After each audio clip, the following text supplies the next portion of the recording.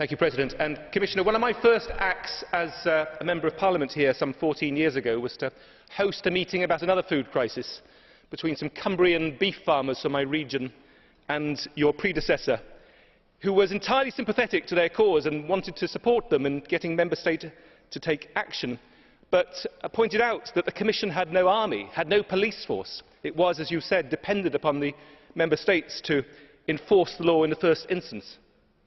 Now, I've reflected upon this many times over the years, and I keep thinking of those words that we see in so many pieces of legislation: effective, proportionate and dissuasive. Your Director General has said to the committee that we have the best food labelling laws in the world, but they don't count for very much unless Member States are actually putting them into practice. And we have penalties in different Member States that differ. We have procedures for ensuring compliance that differ. We have a different approach being taken to potential prosecutions. That differs.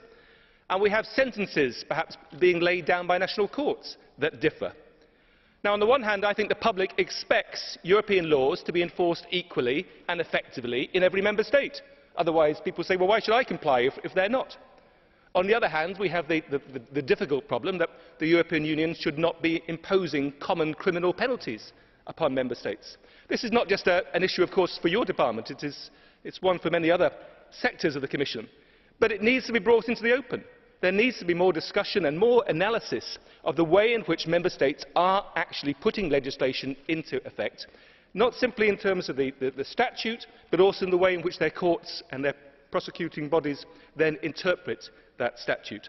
Because unless we're doing this, unless we're bringing this open, unless we're starting to name and shame and have discussions in the Council and in the Parliament, then we will not ensure equal application of the law. And failure to do so brings the law into disrepute and, frankly, renders the work of all of us invalid.